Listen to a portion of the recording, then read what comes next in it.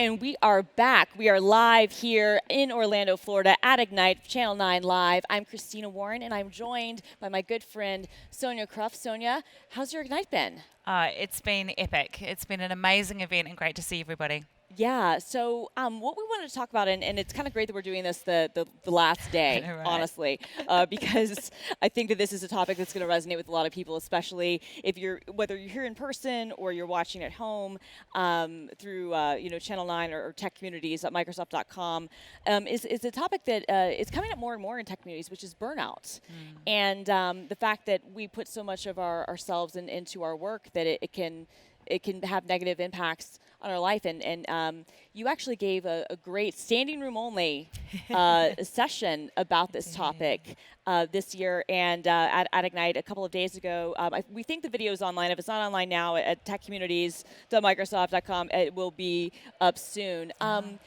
Give us just a little bit. Give me a little bit of the overview of what your talk was about. Sure, absolutely. And so I started by talking about my personal story of a time where I got to a really dark place because of stresses from work and some things that had gone on in my personal life as well. And it's a topic that, as you said, we need to start talking more about it in our communities. You know, we hear the high-profile cases of people who get to those dark places, and we need to open up the doors and encourage each other to have conversations about it. So the talk presentation, which you can view online, talks about what that feels like for you. What it can look like if you're seeing colleagues that are going through that, and some tips to help yourself and some tips to reach out and help other people that you work with.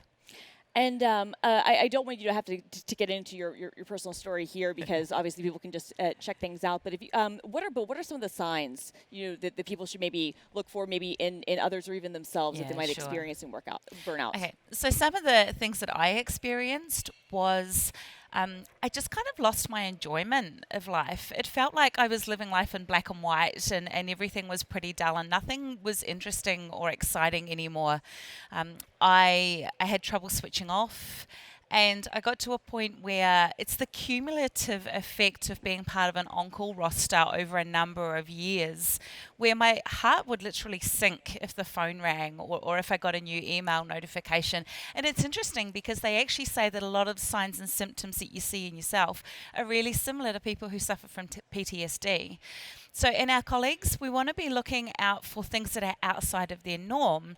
And so one of those things could be when they withdraw from their normal interactions. And so it's not necessarily the people who don't always turn up to the social events, right? Especially in tech, we're a very introverted community. Sure. But watch out and understand what people's norms are. And it could be little things like they're not engaging in the group chat as much, or they're not replying to the group emails and giving their opinion. It's a big warning sign. And just performance that's out of the normal for them as well. The challenge with identifying it in other people is that we expect to be able to see a breakdown. We expect that we can see when someone's falling to pieces.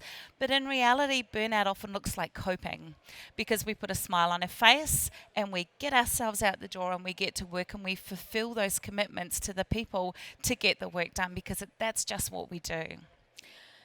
What are some of the things if somebody is experiencing this, or if they see a colleague experience? What are some of the coping mechanisms? To get through this and get to a better place. Yeah. So for yourself, I joke in my presentation that there's 3 easy steps, right? It's green kale smoothies, yoga on the beach, and take a vacation with bonus points if you take your dog with you as well. So take your dog with you. Yeah. So we say that it's as simple as that. It's not as simple as that, and those things are all really good in themselves. The first thing that happens when we get busy and stressed and burnt out is we don't eat properly. So good nutrition and all those other things are certainly really good components, but they're not it's not just that simple. We talk about just talk to somebody. Like if you're feeling down, just talk to somebody. But you're not about to go and tell your boss that you hate your job. Right. And you're certainly not about to go and tell a stranger in HR that you hate your job either. Right. And so we need to get to a place where people are comfortable pushing back and setting their boundaries. We're really good at organising our work. As technical people, we plan things and we have deadlines and we work to schedules and we organise our tasks. We need to do that with the rest of our lives as well. So we need to schedule in time for rest. We need to schedule in time for exercise. We need to block in some weekends in our month that are going to be family time, even if that's throwing some food in the cooler and taking off, for a day trip somewhere in the car. And so we need to get a little bit more disciplined about organising that in our lives too. As far as reaching out and helping our colleagues, that's a really tough one. And I've had some interesting conversations with managers, which sounds like it's going to be another talk topic, about how they can help their direct reports without getting too personally and emotionally involved in those. But what I want to say is one of the biggest things is be the example. Set the example, be the person who stays home when they're sick, and be the person who pushes back against deadlines and resourcing issues, because you might think that things that you can handle, but you're fighting for other people in your team who might not feel strong enough to stand up against that stuff. And I also want to encourage you, as well as watching out for each other, is to be brave enough to have the conversations.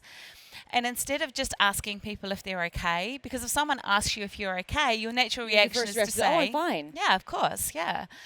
And so there's a couple of techniques that I teach in my talk about how you can open up that conversation with somebody's permission to find out what's really going on in their world and how they're feeling.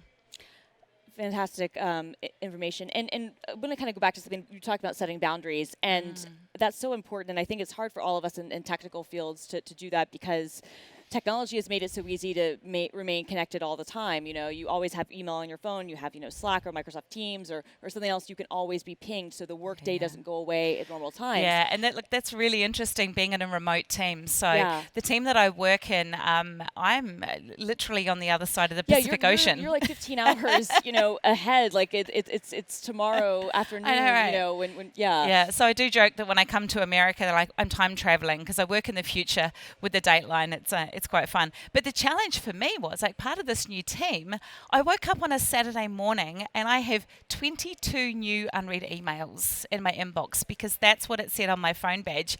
And I'm looking at this going, I can't deal. Like, I'm a person who I cannot handle that. I don't know what's going on. I'm like, how am I supposed to relax over my weekend knowing that there are 22 new messages in my inbox? Like, is there a fire? Has the world fallen apart? Right. So I actually got a section in my talk about taming those digital attention seekers. And one of the first things I did was I took off that unread badge on that icon on my phone. So now I call it Schrodinger's inbox. Right? I don't know whether or not there are emails in there or there are not emails in there. And I just don't know. And I'm not going to check until I'm in a place where I'm actually doing work and that's the right time again. That's great, and that's a really good idea. And actually, I like that Schrodinger's inbox. We should coin that if it hasn't already been done. Credit to Sonia on that. But what about? I mean, because you pointed this out kind of at the beginning. If IT pros and people working, kind of in ops spaces, a lot of people at this conference, it makes it even harder to kind of separate, because you're often the person on call. Yep. So part of your job is often it's hard enough for some of us as developers in other fields, and it's not just tech, to turn things off. But when part of your job is to, have on-call time, do you have any tips for setting boundaries even when you have on-call? Yeah, absolutely. Look, a lot of that does come down to workplace support. So on-call rostering, we need to make sure that people have got good enough breaks between the times that they are expected to be available 24/7. But one of the other things I really like to see is making sure that we've got what I call a B team. And so what you don't want to do is you don't want to add a lot more resources to this on-call team, so that when there's an outage at 11 p.m. at night, you've got 10 people trying to research the error or trying to get the systems up. What you need to do is make sure that you've got a couple of frontline workers, because you need to be able to respond quickly to the business. But I want people to make sure that they've got a B team, and the whole purpose of the B team is they are the rest and recovery team, so that when one team's been working through the night, they they come in, get a brief and an update on where things are at, and they take over. And the people that have been working all night can literally clock off and know that it's in good hands and somebody else is taking over. We don't tend to do that very well. And what happens is we get these hero statements where we have people going, oh my gosh, I had this Severity 1 outage and I worked literally through the night for 3 days. Like, that's not good. And another tip in my talk is about, from a culture perspective, can we stamp out these superhero statements? Can we stop holding these in high regard? So if someone comes and says to you, I worked right through the night for 2 nights in a row, instead of going, oh, that's amazing, I want you to go, that is terrible. How can we make sure that this never happens again? I love that, because I think you're right. We tend to laud and applaud and high five each other. So, it almost becomes like, a bragging rights. It's like, oh, look at how much time I did. I did 36 hours straight. It's like, no, that's awful. Yeah, it is awful. I think that's a really good point. One of the things that I've noticed when this topic comes up, and when you and I were even talking about this before, as soon as you start talking about burnout and sharing your own stories, more and more people open up. And I think that goes back to your initial point, which is we need to be talking about this more because it's impacting so many people. Do you have any resources or communities you might be able to turn people towards if they want to get more information, but also reach out to others to maybe get some support? Yeah, absolutely. So look, it's the start of a conversation. The best thing about my talk here at Microsoft Ignite were the amount of people that came up to me afterwards and said, thank you, I'm going through this, or thank you, I know someone in my team and I'm trying to figure out how to support them. But I had so many people turn around and say, we're going to take this back to our organizations, we're going to show our managers this recording, and we're going to have the conversation about what we're going to do in our organization. So please watch that recording and carry on the conversation within your own organizations. I've got another really great resource because we are technical people, and so burnout is one of those things that this feeling stuff, like, it's really sort of hard to quantify. And I know when I go back to IT operations, when I've got a system and literally a service or a system that's degraded, I want to have a look at the performance stats and I want to see what it's doing. So when I go and implement some changes, I want to see a change in those metrics, all right? It's not as easy to do with mental health. So in Australia, there is a website, and it's freely available to anybody to register. It's called mycompass.org.au, and mycompass.org.au is a psychologist-backed website that lets you benchmark through a series of self-assessments how you're feeling and where your mental health is at. And there are great resources and videos and activities that you can do. But the great thing about that is if you do that now, you can then do that at a later date to see whether or not there's been any changes in that benchmarking, or if you're looking to implement some of those strategies, you can re-benchmark yourself and see if they've made a difference. I love that. And because I think you're right, so many of us, we want something quantifiable. It makes it easier to kind of follow things along. I feel like there should be like an Apple Watch app, the same way like tells you to stand up or breathe, should say, check in on what you're feeling and show, at the end of the week. There's an app idea. Yeah, like that's somebody build that, please. Yeah, please.